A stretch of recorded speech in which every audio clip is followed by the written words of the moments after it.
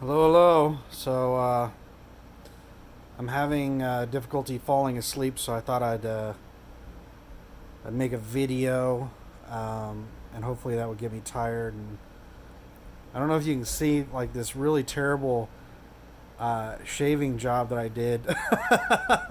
I took a shower a few minutes ago before I went to sleep, and I went ahead and like shaved in the shower, but I wasn't like I was really quick about it. I didn't try to be perfect on it, um, just so that I could make it easier this afternoon when I take a shower before I leave.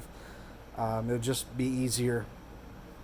Anyway, um, so what's going on? Um, I need to get up about. I need to leave the house about 7 p.m. Well, I plan on leaving the house about 7 p.m. I don't really need to leave the house by 7, but I'm trying to give myself a couple hours of wiggle room, in case something goes wrong. I always like to have extra time. And if I leave by 7, then that gives me, I should be, so if I get up at 5:30, that gives me an hour and a half to take a shower, move stuff into the truck that I need to move into the truck, um, like uh, some food that's in the refrigerator right now. There's I need to make a couple of trips to the truck with a few things. I've got almost everything in the truck, but a few things I need to move over. And it takes like 5 minutes to power on the damn Geo tab. There's a lot of little things that eat up a couple of minutes here, a couple of minutes there. So an hour and a half should give me enough time. So if I get up at 5:30, I should be out of here, leaving the house by 7. That means I'll be down to the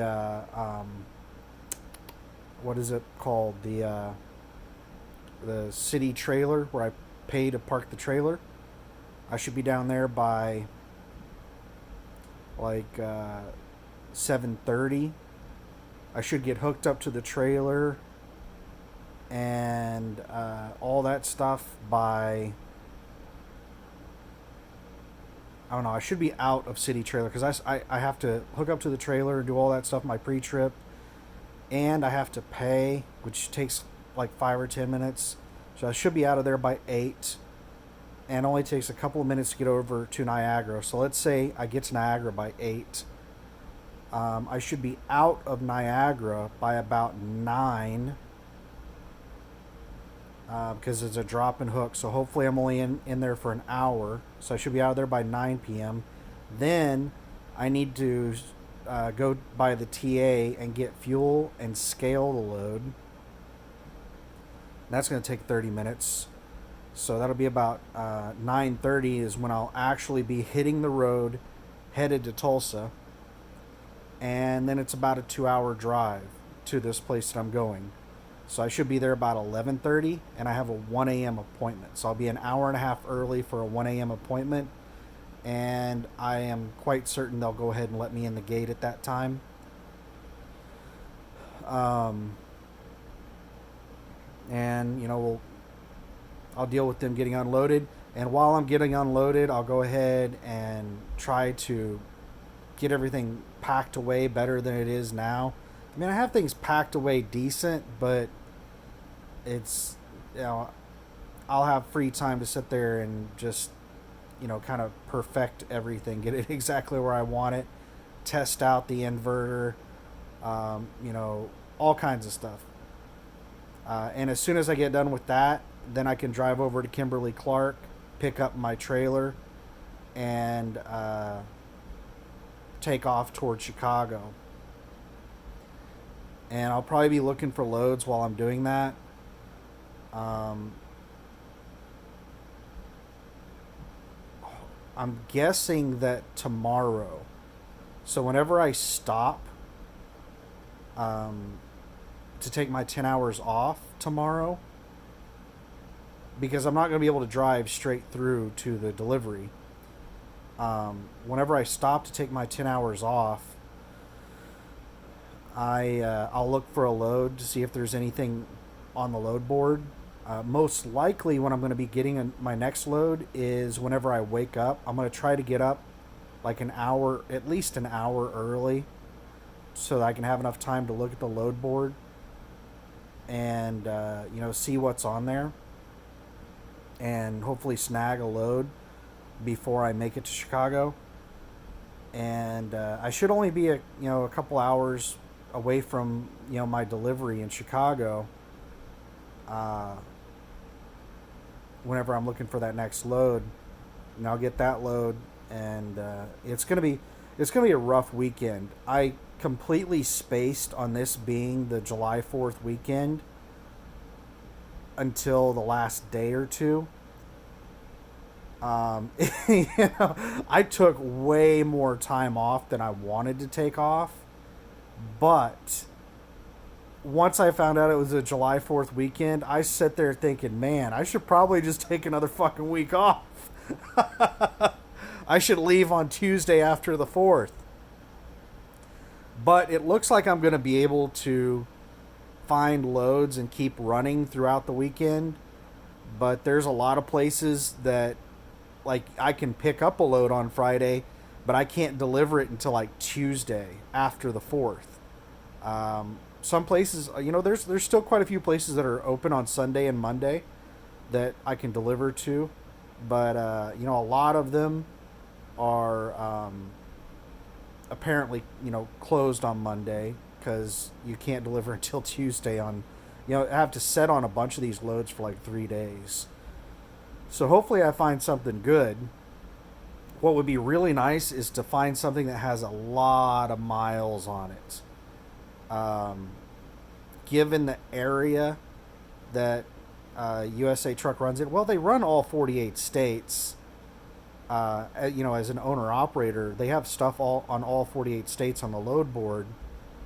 But I'm really scared to get out west of I-35 because there's not a lot of stuff on their load board out west. And if I get out west, then I might not be able to get back home. I might have to deadhead for a while. So yeah, I don't know. I'm hoping I get a really long run on Friday. That way it'll give me something to do all weekend.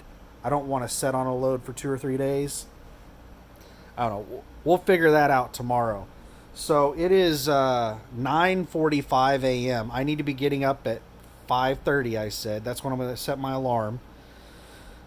And so I need to be going to sleep here pretty soon. I'm not tired, which is crazy because the whole week and a half, 2 weeks that I've been at home, I've been getting really tired at like 4 or 5 a.m. And it's been a struggle to stay up until like 8 or 9 a.m. because I've been wanting to get my sleep schedule flipped over to nights. And it has been so hard for me to to stay awake this long. And now when it comes time that I need to go to sleep, I can't. Like, I'm not tired. So this is just par for the course. So I've been trying to get everything done. I don't like having things on my to-do list. I stress out really hard when I know I have things I need to do. And there were a couple of things that I needed to do. One was there's a monthly safety video. Every month you have to watch a safety video with USA Truck as a company driver or a lease driver. And I'm pretty sure that I've already watched the one for this month. But when they switched me over to the owner operator or independent contractor side of the company, it doesn't show my history of all the videos that I've watched. So I wasn't sure if I get credit, and I just didn't want to deal with the drama, so I just watched it again. And because my history list of the videos I've watched has been cleared out. So I just went ahead and watched the one for this month again. Also, every month you have to send in a report for all of the maintenance that you've had done. Any work you've had done on the truck, you're supposed to report it to USA Truck. and they want receipts for some reason. I don't know what the deal is. Like, um, are they? I'm guessing that they're just trying to keep track of whether or not you're doing preventative maintenance on the truck. I wish that they would just like, because I sent them all the shit that I've had done to the truck, and I don't really feel comfortable sending them all that. Like, that's really none of their fucking business. Like, if they just want to know that I'm doing preventative maintenance on the truck, then so be it. But like, I sent them all the stuff on my APU, all the work that I had done on that, the fifth wheel slide, getting that broke free and lubed, um, getting my headlights adjusted at the terminal, getting the oil drained at the terminal, um, getting my air horn airline fixed. I sent them everything, and like, I don't really understand the point of the report. Like, I could completely understand if they just wanted to, like, for me to prove that I was getting regular maintenance done on the truck, preventative maintenance, so be it. But to send them a receipt for everything that I have done on the truck, which is basically what the report says, I don't fucking comprehend that. It doesn't make any sense to me. That's I like, that's none of their damn business. Like, if I decide to go have, $10,000 worth of chicken lights put on my fucking truck, I shouldn't have to tell them about it. Like, what the fuck, man? Um, maybe I want to have some weird shit done to my truck. Like, it's none of their damn business. They don't need to know about my, fucking my toilet in there or whatever. I don't know. It's annoying. And hopefully I don't have a ton of stuff to do every single month with the truck, because I have to send in all of those receipts to the tax service, and now I'm gonna have to also send them in all. It's a duplication of, like, it's so much fucking bullshit. Like, I have to send all that shit to the tax service anyway, and now I have to send it to USA Truck as well every month, and like, I can't just send it to USA Truck as it happens. Like, with the tax service, at least with them, I can send the receipts, scan them in, and send them as they happen. But with USA Truck, I have to fill out this fucking report once a month.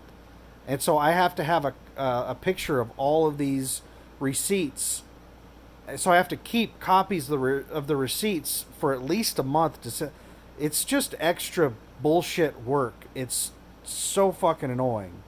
Like, there's so much paperwork and bullshit that I have to keep track of, that, like, I don't like extra dumb shit, and this is just extra dumb shit.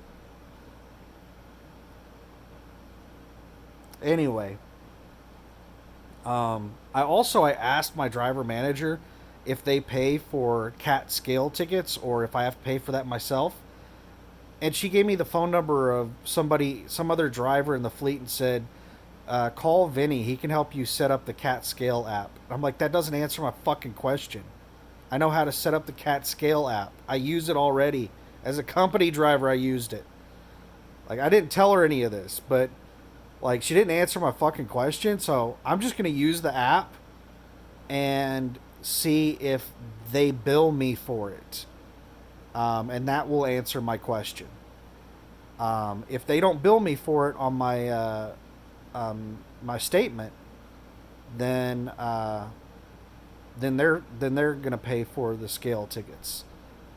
But if I'm gonna have to pay for scale tickets, that's something I'm gonna have to take into consideration on, the loads. Like, maybe I'm just not gonna pull, like, if they're paying really shit for a heavy load, like, it takes extra fuel, and I'm gonna have to pay for a scale ticket on that. Like, $14 for a scale ticket, like, that's fuel right there. That's even more cost. That's $14 I could put in the tank. I don't know. Well, I guess I'll figure it out whenever I get my statement from this load, because I'm going to have to scale. I guess I don't technically have to scale this load, because I am quite certain I'm not going to be going past a weigh station. But I am going to scale the load, because I'm not going to risk it. because this is going to be a really close to max weight load. Um, and also because my fifth wheel has been moved, I kind of need to get my fifth wheel. Like, I need to figure out the weight distribution on my fifth wheel on a max weight load, and get my fifth wheel in a good spot. So I just kind of need to scale it anyway. I'm really kind of need a max weight load to figure out, the fifth wheel positioning. Um, what else is there? I've got pretty much everything in the truck. Um, I did a Costco delivery, and I went ahead and put, the milk and some other items in the refrigerator.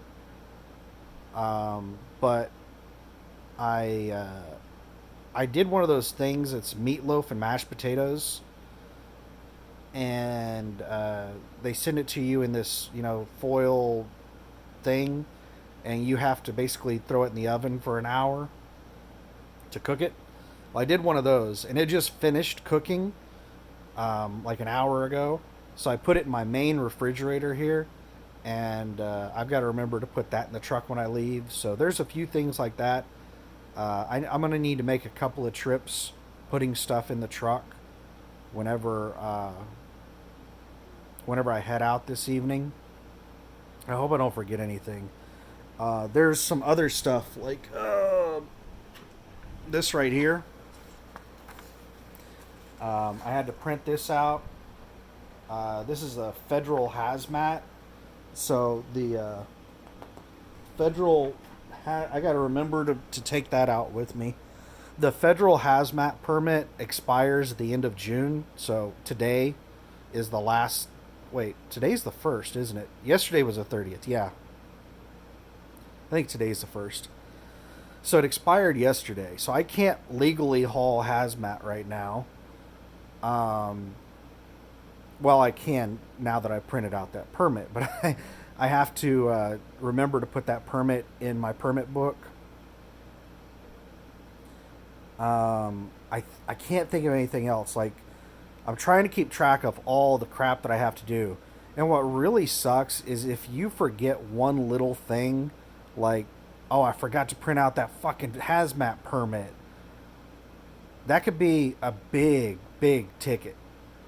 That could CSA points for 3 years on your record, like all kinds of crazy shit. And there are, like, the trucking industry is so overregulated that there's just way too much shit for you to keep track of as a truck driver. DOT could probably write a ticket for every single person. If they were thorough enough on their inspections, they could probably write a ticket for every single person that they inspected, because there's just so many regulations, and there's just I think the trucking industry is overregulated. I think it's a lot like the IRS. Taxes are just so convoluted. Our tax system is just so crazy that even tax consultants don't really know shit about taxes. The tax system is so absurdly just bloated that you have to have somebody that specializes in a specific type of tax to understand that specific type of tax. And they don't understand all of taxes. They just understand that little sliver that they operate within. The trucking industry is very much the same way. It's just way overregulated. There are too many rules. Anyway, enough of that. What all else is going on?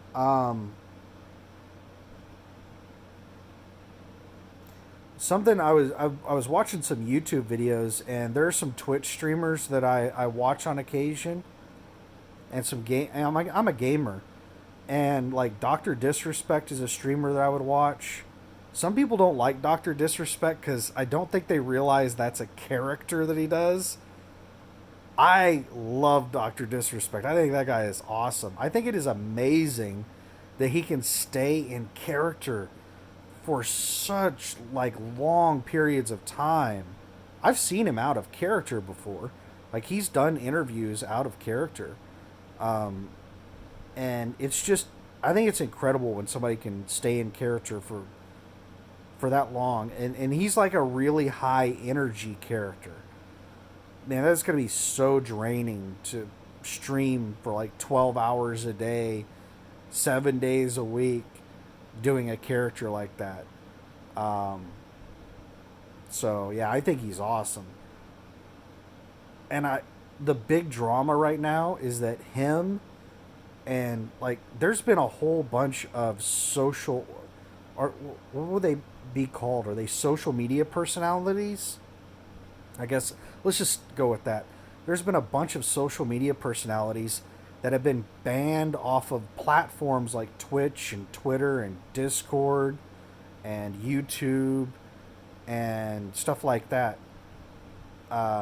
For mainly, I think what it has to do with is a lot of these movements that are going on, like the Me Too movement and the Black Lives Matters movement, and I don't know what all else is going on right now, but I think it has to do with a lot of companies are terrified of like getting boycotted because they didn't like do enough against somebody who is accused of something. And there have been a lot of these big social media personalities that have had their account shut down. And that is massive. Like Dr. Disrespect is a multi-millionaire. I think that his contract with Twitch is like $10 million a year. That just one of his contracts that he has is like $10 million a year. That guy makes a lot of money. And he just had everything shut down. Like, could you imagine if you had, like, let's say you were a baseball player and you made, let's go to something that somebody might be able to relate to. Let's say you're a truck driver and you've put a lot of time and effort into becoming a truck driver, getting your CDL, getting experience and everything, and you make $100,000 a year as a truck driver. And you don't really have much of any life experience to do anything else. Truck driving is all you've ever done, and you're making $100,000 a year as a truck driver. And then all of a sudden, you lose your CDL. What, are you gonna go flip burgers for minimum wage? Like what? What do you do now?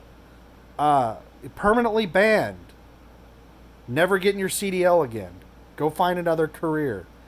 That's what just happened to a lot of people, and that's really, really weird. It's freaking me out a little bit. If I were a social media personality and that's where I made money, with all that's going on right now, I would be terrified. I would be hoarding money and trying to create other streams of income out of fear of like losing, like getting my account shut down.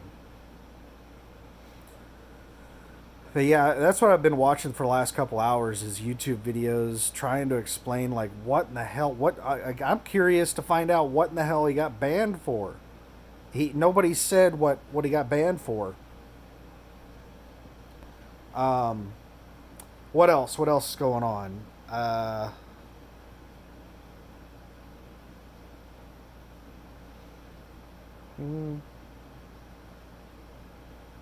I'm really hoping neither of these loads gets canceled on me. And I really think that USA Truck is double brokering loads. And the load that I have right now, my first load is a load from Niagara in Oklahoma City, Niagara Bottled Water. I'm taking it to, I think, Winco Foods in Tulsa. It's only 100 miles, and it's paying $762 line haul. and then like $19 fuel surcharge. So I only get like $500 of the line haul. I get 65% of the 762. You can do the math on that if you want. I'm not gonna break out a calculator right now and try to make that happen. Um, I get 500 something dollars on this load, so I'm gonna make about $5 a mile, which that's you think that's decent, but it's not that amazing. 'Cause I'm gonna be spending a lot of time on this load, especially delivering to a food warehouse, a live unload. It's going to be really crap, and I'm going to have to scale this load. It's going to be a near max weight load, and it's toll road to get to Tulsa. Um, I would much rather leave going basically any direction except going to Tulsa. Tulsa is a toll road. If I go any other direction out of Oklahoma City, it's not a toll road. But it's going to cost me like $20-$30 toll roads, and it's going to cost me $15 to scale the load.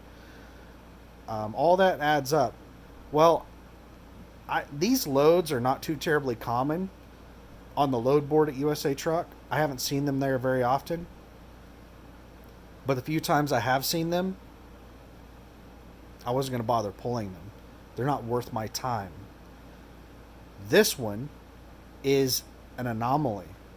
That's the reason I think they're double brokering this crap. I think I got a load that wasn't double brokered, that had the full rate listed of what Niagara is actually paying for the load, or close to what they're actually paying for the load.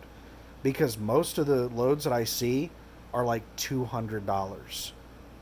That's fucking crazy.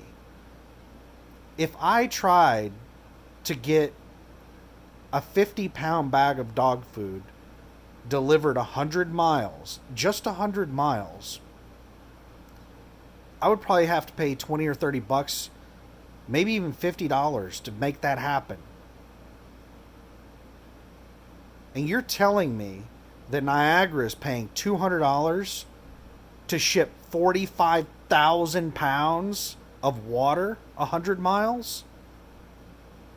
That just doesn't make any fucking sense. That's just crazy town bullshit. That's double brokered. There's no way Niagara is only paying $200 to ship 45,000 pounds of water 100 miles. That's just not realistic. That's crazy. But supposedly, according to USA Truck, they're trying to tell drivers like me that that's the full rate, and you only get 65% of that $200. So you're only going to pay me $100. Oh my god, that's crazy. But this one, I think, was an actual rate, a real rate, and it showed up really weird whenever they assigned the load to me. It said not from load board. Instead of showing the price of what I'm getting paid on the load, it says not from load board. It doesn't show what I'm getting paid. So it's really, really weird how the load is set up on there. And I've always I've suspected that USA Truck is double brokering loads, and this just adds fuel to that fire. And I'm not going to lawyer up and try to fight them on double brokering, because I'm quite certain it's illegal to double broker loads. Because I have a contract that states I get 65% of the load. Well, if they're double brokering the load, then I'm getting less than 65%. So that's them fucking me on my contract. Like that's them they're not upholding their side of the contract. If that's taking place, that means that I'm getting like 30 or 40% of the load instead of 65%. That's just that. I'm getting mad thinking about it right now, actually. But the rates on USA Truck's load board are really crap. You have to really dig through there to find anything worth a damn. Which is one of the reasons USA Truck is a stepping stone to me. Like it's I don't see them as long term. As soon as I meet the requirements to get on with Landstar, I'm going to apply to Landstar, because you go and you look at the rates on Landstar's load board versus the rates on USA Truck's load board, and like USA Truck, either they're double brokering their loads, or their salespeople that are negotiating the rates for the loads are incompetent morons. They're just like the dumbest fucking idiots on the planet. Because the loads on USA Truck's load board are so pathetic. Like, these rates are so dog shit. It's they're terrible. These are like, they're coming in with low bids that are just crazy low. Like, no wonder the company hasn't had a profit in the last 2 or 3 quarters. All my battery's down to 11%, so I'm gonna have to end this video pretty soon. Yay! But yeah, Landstar. Yeah, Landstar takes a 35% cut. USA Truck takes 35% cut, like their Landstar. But the thing is, Landstar, if you go and look at the rates on their load board, they're really good rates on their load board. I mean, their loads pay $3-4 a mile. It's not uncommon to find like a load that pays over $3 a mile, where after they take their 35%, you're making over $2 a mile. That's not uncommon over at Landstar. At USA Truck, those are the best paying loads. Those are the uncommon loads. Those are the diamonds in the rough. Whereas over at Landstar, those are fairly common loads. You can find, like, from what I saw on Landstar's load board, I think that I could quite easily average between 2 and like 220 a mile in a normal market. I don't know about this market. I haven't looked at their load board recently, but I estimated I could average between $2 and $2.20 a mile at Landstar with not a lot of effort. Like, not trying very hard.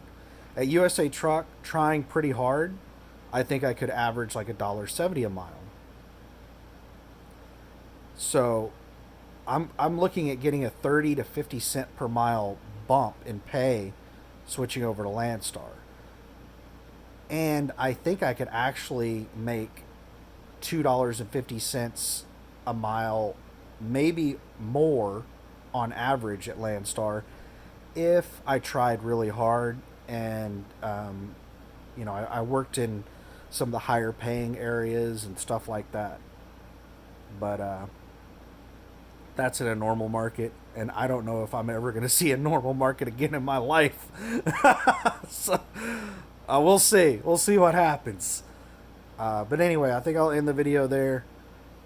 I'm looking forward to getting out on the road and running, and I'm hoping to stay out on the road for a while. If I come back home in the next couple of weeks, then I hope it's only for a 34. I don't want to get in the habit of coming home for like a week. Maybe once every month and a half, 2 months, I'll take a week off. Who knows? I don't know. I'm not gonna. That's kind of one of the reasons I want to be an owner operator, is because I could just do what I feel like. So, but I need to start making some damn money and stop digging through my savings. I did get the $150 back from Budget finally. So yeah, I don't have to call them and harass them about that anymore. But I think everything's good to go. And I still need to call my tax person. I sent them an email and told them that I'll give them a call sometime this week. They've been calling me like crazy. They've been emailing me. So yeah, I need to get in touch with them. But anyway, thanks for watching. Have a good one. And I'll probably start making regular videos again once I get back out on the road tonight, tomorrow, whenever. Anyway, have a good one. Bye.